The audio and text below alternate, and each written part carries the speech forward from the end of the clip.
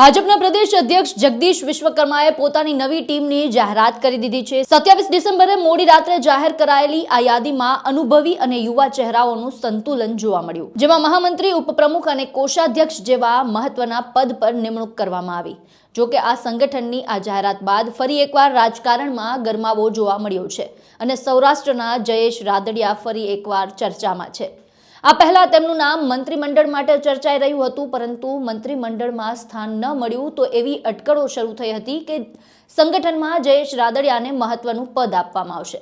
પરંતુ ફરી એકવાર પ્રદેશ ભાજપે જયેશ રાદડિયાનું પત્તું વાવી પ્રશાંત કોરાટને પ્રમોશન આપ્યું છે। જી હા, સંગઠનને મજબૂત કરવા માટે ભાજપે મહામંત્રી તરીકે કચ્છથી અનિરુદ્ધભાઈ દવે, રાજકોટથી પ્રશાંત કોરાટ, ખેડાથી અજયભાઈ બ્રહ્મભટ્ટ અને સુરેન્દ્રનગરથી હિતેન્દ્રસિંહ ચૌહાણને સ્થાન આપ્યું છે। આ ચારેય નેતા હવે સંગઠનને મજબૂત કરવા મહત્વની ભૂમિકા ભજવશે। આ ઉપરાંત 10 ઉપાધ્યક્ષ અને કોષાધ્યક્ષની પણ જાહેરાત કરવામાં આવી છે। હવે આ બધાની વચ્ચે જયેશ રાદડિયાની વાત કરીએ તો તેમના સમર્થકો રાહ જોઈ રહ્યા હતા, પરંતુ ફરી સંગઠનમાં રાદડિયાને સ્થાન ન મળતા સમર્થકોમાં નિરાશા જોવા મળી। સૌરાષ્ટ્રમાં પાટીદારોનું પ્રભુત્વ રહ્યું છે, ત્યારે પાટીદાર સમાજથી આવતા જયેશ રાદડિયાનું પહેલા મંત્રી પદથી પત્તું કપાયું અને તેના બાદ હવે સંગઠનમાં પણ સ્થાન ન મળતા સવાલ થઈ રહ્યા છે કે આ રાદડિયાની બાદબાકીના ક્રમનો નવો અધ્યાય ભાજપે શરૂ કર્યો છે કે શું? આમ તો ઇફકોની ચૂંટણી સમયે જ્યારે જયેશ રાદડિયા ભાજપ સામે પડી દાવેદારી કરી અને ત્યારના તત્કાલીન પ્રદેશ અધ્યક્ષ CR પાટીલની વિરોધમાં જઈને ચૂંટણી જીત્યા, ઇફકોના ડિરેક્ટર બન્યા, ત્યારથી જ એવા ક્યાસ લાગી રહ્યા હતા કે જયેશ રાદડિયાને આ ઘટનાનું નુકસાન ભોગવવું પડી શકે। પરંતુ તેના બાદ અમિત શાહ ખુદ રાજકોટમાં આવ્યા, એક કાર્યક્રમમાં આવે છે અને જે રીતે તેમણે જયેશ રાદડિયાને સાથે એક મંચ શેર કર્યું છે અને તેમના ભરપૂર વખાણ પણ કર્યા હતા, ત્યારે એવું લાગતું હતું કે જયેશ રાદડિયા ભાજપમાં વધુ મજબૂતી સાથે આવશે। તો તેના બાદ જયેશ રાદડિયાને મંત્રી પદ તો ઠીક, પરંતુ હવે સંગઠનમાં પણ સ્થાન નથી મળ્યું। ત્યારે જયેશ રાદડિયાના બદલે ભાજપે પ્રશાંત કોરાટને પ્રમોશન આપ્યું છે।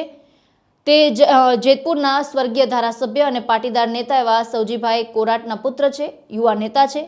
જોકે અહીંથી ભાજપે ક્યારેય પ્રશાંત કોરાટને કોઈ ચૂંટણી નથી લડાવી અને જેતપુરમાં જયેશ રાદડિયાનો દબદબો રહ્યો છે, માટે પ્રશાંત કોરાટનું રાજકારણમાં એવી ચર્ચાઓ હતી કે પ્રશાંત કોરાટનું રાજકારણ છે તે ખતરામાં હોય તેવી ક્યાસ પણ લગાવાઈ રહ્યા હતા।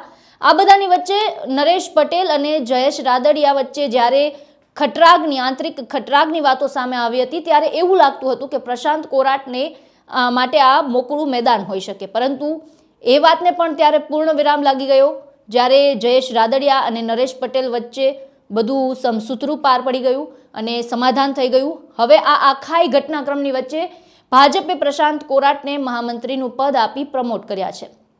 ત્યારે એવા પણ ક્યાસ લાગવાનું શરૂ થયું છે કે આગામી ચૂંટણીમાં ભાજપ પ્રશાંત કોરાટને મેદાનમાં ઉતારી શકે અને જો આવું થાય છે તો જોવાનું એ રહેશે કે જેતપુર બેઠક પર દબદબો ધરાવતા જયેશ રાદડિયા માટે ભાજપે આગામી સમય માટે શું રણનીતિ ઘડી હોય। જો પ્રશાંત કોરાટ અને જયેશ રાદડિયા બંનેને ભાજપ ચૂંટણી મેદાનમાં ઉતારે છે તો કદાચ જયેશ રાદડિયાને પોતાની બેઠક બદલવી પડે, બીજેપી તેમને બીજેથી ચૂંટણી લડાવી શકે, અથવા તો પ્રશાંત કોરાટને પણ જેતપુરના બદલે બીજી કોઈ બેઠકથી ચૂંટણી લડાવી શકે। જોકે આ બધા જ એક કયાસ છે સરપ્રાઇઝ આપવા માટે। જાણીતી ભાજપ એવું પણ કરી શકે કે બંનેમાંથી કોઈ એકને જ ચૂંટણી મેદાનમાં ઉતારે અને સંગઠનમાં પ્રમોશન આપીને પ્રશાંત કોરાટને પણ ખુશ રાખે અને જેતપુરથી જયેશ રાદડિયાને ટિકિટ આપીને તેને પણ સાચવી લે, જેથી બંને યુવા પાટીદાર નેતાઓ સચવાઈ જાય અને ભાજપની વોટ બેંક પણ સચવાઈ જાય। ત્યારે શું થાય છે 2027ની ચૂંટણીમાં તેનો જવાબ તો ભવિષ્યના ગર્ભમાં જ છે। આપણે માત્ર કયાસ લગાવી શકીએ, અટકળો લગાવી શકીએ અને વાત કરી શકીએ। આ આખા મુદ્દામાં આપનું શું કહેવું છે અમને કમેન્ટ બોક્સમાં જણાવો અને અમારી ચેનલ સ્વરાજને જો તમે સબસ્ક્રાઇબ ન કરી હોય તો સબસ્ક્રાઇબ કરવાનું ભૂલશો નહીં।